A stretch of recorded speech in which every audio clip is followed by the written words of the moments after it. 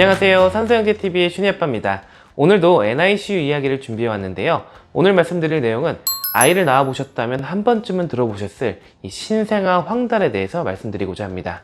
신생아 황달이라는 단어는 많은 어머님들께서 익숙하게 알고는 계세요. 하지만 막상 우리 아이가 황달 때문에 입원을 해야 된다, 아니면 조리원에 있다가 황달 때문에 대학병원에 NICU에 입원해야 된다는 말을 들으면 굉장히 당혹스러워 하시고, 이게 어떤 병이고 어떤 치료를 해야 되는지에 대해서 많이들 궁금해 하시는 질환이기도 합니다.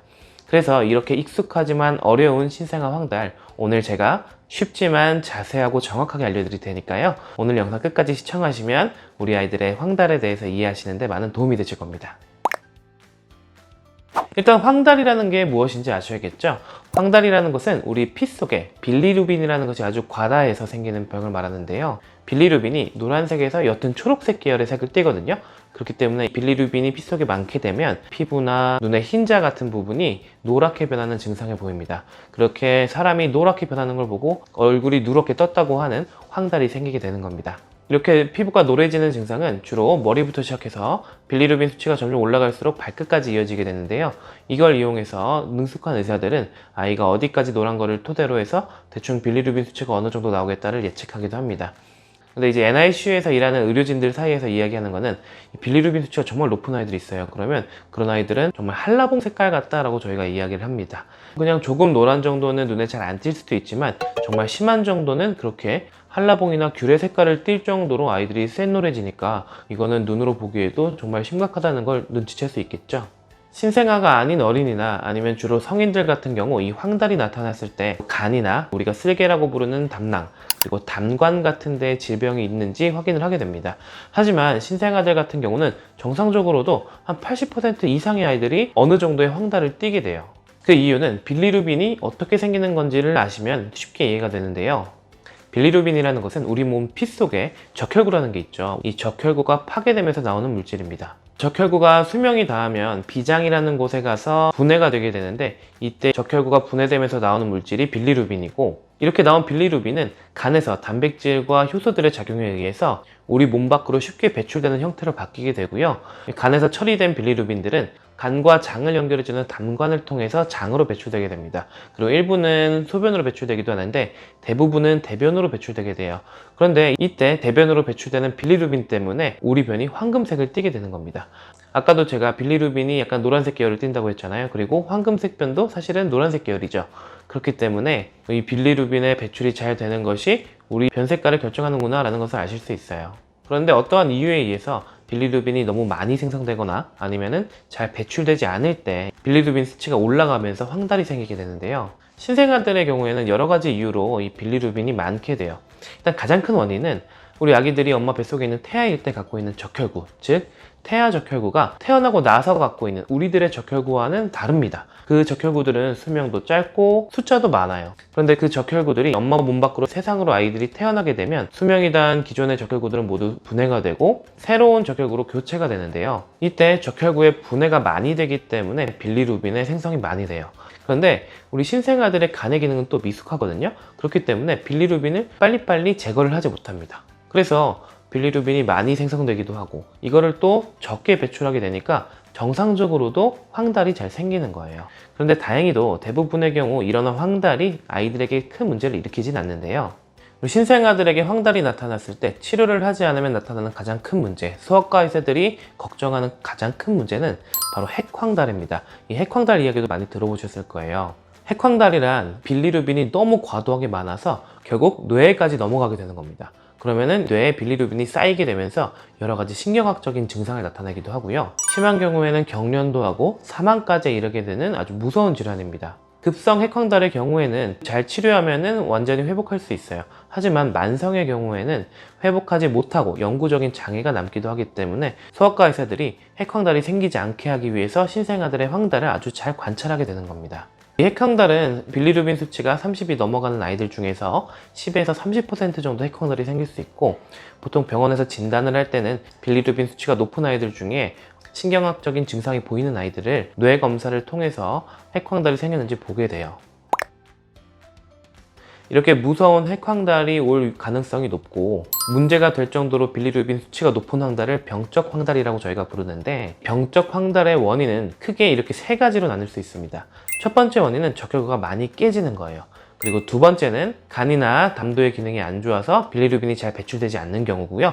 세 번째는 이거 이외에 다른 원인 때문에 황달이 생기는 경우를 말합니다. 일단 적혈구 문제 때문에 황달이 생기는 경우를 보자면요, 가장 흔한 거는 용혈성 질환이라는 게 있어요.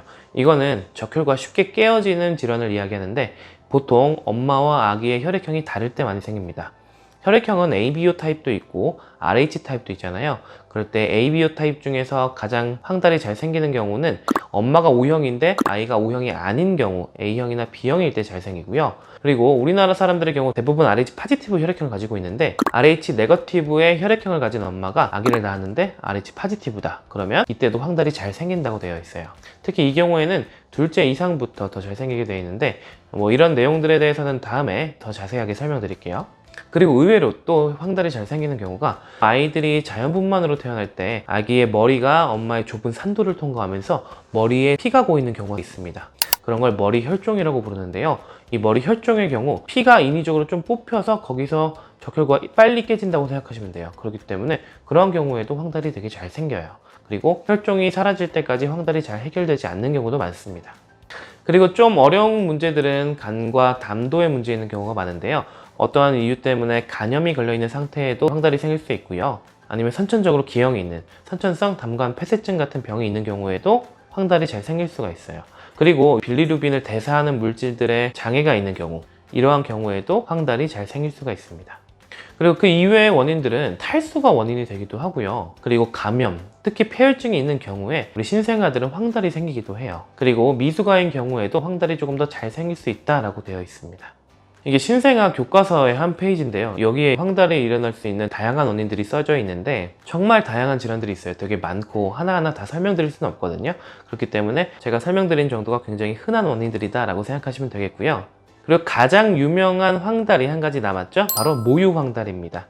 모유 황달은 주로 완전 모유 수유를 하는 아이들에게 생기는 황달이에요. 모유 황달은 언제 생겼느냐에 따라서 두 가지로 나눌 수 있는데요. 생후 3, 4일 이전에 생기는 모유 황달을 조기 발병형 모유 황달, 그리고 4일 이후에 생기는 모유 황달을 지연 발병형 모유 황달이라고 부릅니다. 이 두 가지는 원인이 서로 다르기 때문에 저희가 이렇게 구분을 하는데요. 생후 3, 4일 이전에 생기는 조기 발병형 모유 황달의 경우는 주로 아기가 모유를 충분히 섭취하지 못하기 때문에 발생을 합니다. 이런 건 여러 가지 이유 때문에 엄마의 모유가 적게 나오거나 유도에 상처가 있어서 잘 못 발거나, 아니면 아기와 엄마가 호흡이 잘 안 맞아서 모유를 많이 먹지 못하는 경우에 생길 수가 있는데요. 이렇게 되면 아기가 탈수가 생기고 칼로리가 부족하게 되면서 황달이 생기게 되는 거예요. 이러한 경우에는 모유를 충분히 많이 잘 먹이는 게 바로 치료 방법입니다. 그래서 하루에 10번 이상 물리라고도 말씀을 드려요. 그래서 가장 중요한 치료는 이렇게 잘 먹이는 건데, 이런 조기 발병형 모유 황달이라고 하더라도 황달 수치가 많이 높다고 하면 일반적인 황달 치료를 함께 하게 됩니다. 그리고 지연 발병형 모유 황달이 또 있는데요. 이거는 주로 모유 자체가 빌리루빈의 대사를 방해하기 때문이라고 저희가 생각을 하고 있어요. 보통 아이들이 생후 4일 이후에 황달이 생겼다가 가만 냅둬도 생후 3개월 정도 지나면 알아서 다 호전된다고 되어 있지만, 간혹가다 수치가 너무 많이 올라가는 아이들이 있기 때문에 문제인데요. 심한 경우에는 황달의 일반적인 치료를 하기도 하고요. 근데 이때는 모유 자체가 어떤 황달의 원인이 될 수 있기 때문에 모유 수유를 하루 이틀만 중단하면 황달 수치가 확 정상적으로 떨어집니다. 이렇게 황달 수치가 떨어지면 사실 모유를 다시 먹어도 돼요. 그리고 최근 지침에는 모유 수유를 애초에 중단하지 않아도 된다, 오히려 모유를 더 적극적으로 먹이는 게 황달 치료에 도움이 된다는 이야기도 있거든요. 그렇기 때문에 모유 황달이 생겼다고 해서 모유를 중단할 필요 없고, 모유 황달이 두려워서 모유 수유를 안 할 필요도 없습니다. 그런데 이 모유 수유를 하면서 한번 모유 황달이 오게 되면 우리 어머님들이 다시 모유 수유 시작하는 걸 굉장히 두려워하세요. 그래서 사실 황달이 생기고 나면 모유 수유를 중단하게 되는 경우가 굉장히 많습니다. 하지만 지침상에서는 모유 수유를 중단할 필요가 없다는 거 꼭 기억하셨으면 좋겠어요. 그래서 이렇게 황달이 다양한 원인으로 생기는데 의사들은 어떻게 알 수 있나? 일단 첫 번째는 눈으로 보고 황달을 의심을 할 수 있습니다. 아까도 말씀드렸지만 황달의 중요한 증상이 머리끝부터 발끝까지 순서대로 노래지기 시작하는 게 주 증상이라고 말씀드렸잖아요. 그래서 눈으로 봤을 때 어디까지 노래졌는지를 보고 대략적으로 황달 수치가 어느 정도구나 라는 거를 경험이 많은 소아과 의사분들은 잘 아시기도 해요. 그런데 이렇게 눈으로 보는 거는 많이 부정확하기 때문에 피부로 보는 검사를 조금 더 도와주는 스캐너도 있거든요. 비접촉 체온계처럼 피부에 찍어보면 황달 수치가 나오는 스캐너가 있어요. 그걸 이용해서 황달 수치를 측정하기도 하는데, 사실 제일 정확한 거는 피 속에 있는 빌리루빈 수치를 검사하는 혈액 검사입니다. 혈액 검사도 우리 어른들이 하는 것처럼 왕창 뽑는 혈액 검사도 있지만, 아기들 위해서 한두 방울 적은 양으로 검사하는 빌리루빈 검사도 있거든요. 하지만 우리 아이들이 피 검사 받는 거 굉장히 힘들잖아요. 그래서 정상적으로 별 탈 없는 신생아라면 혈액 검사로 빌리루빈 수치를 보는 게 아니라 눈과 이런 스캐너를 이용해서 황달 수치를 먼저 파악해 보는 게 일반적입니다. 그래서 황달에 진단이 되면 치료를 해야 되잖아요. 그래서 치료 방법은 크게 세 가지라고 볼 수 있는데요. 첫 번째는 황달의 원인이 되는 질환을 치료하는 겁니다. 감염 때문에 황달이 생기는 경우에는 그 감염을 먼저 치료해 줘야겠고, 탈수가 생기는 경우에는 탈수를 교정해 주는 게 황달 치료에 도움이 될 것이고요. 그리고 단관 기형 같은 병이 있다면 결국 수술을 해주는 것이 황달을 치료하는 방법이 될 수 있겠어요.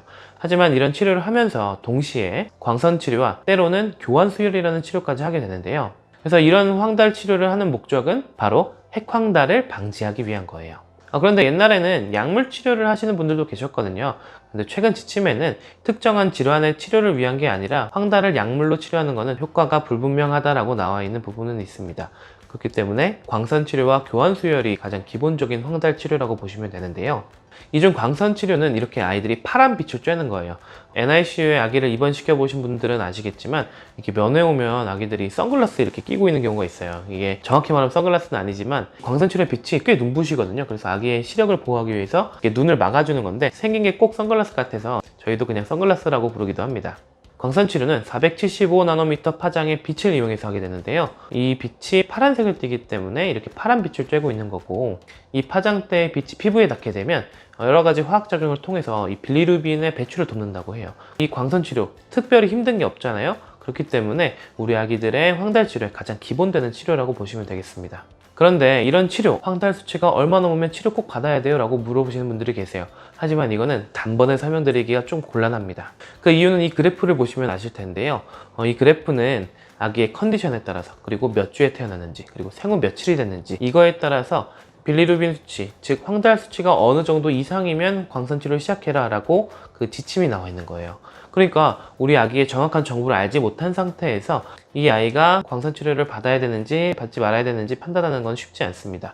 물론 이 황달 수치가 20 넘어가는 아주 높은 황달의 경우에는 무조건 치료를 하겠죠. 하지만 애매한 수치일 때는 아기의 정확한 정보가 있어야 치료가 필요한지 유무를 파악할 수 있다는 점 이해해 주셨으면 좋겠고요. 근데 미숙아 아이들 같은 경우는, 특히 초극소 미숙아의 경우는 황달이 잘 생길 수가 있어서 예방적으로 광선 치료를 하는 경우도 있어요. 그리고 다른 치료 방법인 교환 수혈이 있는데요. 이 교환 수혈은 아기의 피를 빼서 다른 사람이 헌혈한 피를 수혈해주는, 정말 말 그대로 피를 교환하는 치료입니다. 이렇게 설명만 들어도 굉장히 어렵겠죠. 이 교환 수혈을 할 때는 정말 여러 가지 감시장치도 달아야 되고, 관도 여러 개 달아야 되고, 치료 과정에서 아이의 혈압이 막 오르락 내리락 할 수 있기 때문에 아기의 뇌에도 안 좋을 수 있고, 그래서 정말 최후의 보루인 치료 방법입니다. 그래서 황달 수치가 이 치료 저 치료에도 정말 안 떨어지고 결국 핵황달이 의심되는 정도까지 간다라고 하면 그때서야 겨우 시도해 볼 수 있는 치료 방법이에요. 교환 수혈 치료 방법 정말 시도하는 경우 극히 드물다는 거 아시면 좋겠는데요. 그래서 이 교환 수혈을 시작하는 기준 자체도 굉장히 높아요. 앞에 보여드린 그래프와 비슷한데 옆에 축을 보시면 광선 치료를 시작하라고 나와 있는 지침보다 그 숫자가 5에서 6 정도는 더 높습니다. 황달의 원인은 굉장히 다양하지만 황달을 치료하는 방법은 되게 적다는 사실도 사실은 굉장히 흥미로울 수 있는데요. 더군다나 대부분은 광선 치료만 받고 끝나는 경우가 많기 때문에 많은 분들이 여러 가지 설명을 듣고 걱정을 하시지만 결국 광선 치료 받고 끝난다? 이런 설명을 들으실 거예요. 이런 설명들 너무 어렵고 길었죠. 그래서 제가 한 페이지로 요약을 해드리겠습니다. 우리 신생아들의 황달 굉장히 흔하고요. 그리고 원인도 굉장히 다양해요. 그래서 이 황달이 생기는 것을 잘 감시하는 게 중요한데, 눈으로 보기도 하고요. 그 눈으로 보는 것보다 조금 더 정확하게 피부의 색깔을 보는 스캐너로 측정을 하기도 하고, 가장 정확한 검사 방법으로는 조금 힘들지만 혈액 검사를 통해서 황달을 진단을 하게 됩니다. 황달의 치료는 황달의 원인이 되는 그런 질환을 치료하고요. 그리고 대부분 광선 치료를 들어가게 돼요. 그리고 앞에 말씀드렸던 교환 수혈은 정말 극히 드문 경우에 시행을 하게 됩니다. 그리고 이런 황달의 치료의 목적은 결국 핵황달로 넘어가는 걸 방지하는 데 있다라는 것을 기억하시면 오늘 말씀드린 황달에 대한 내용 모두 정리가 잘 되실 거예요.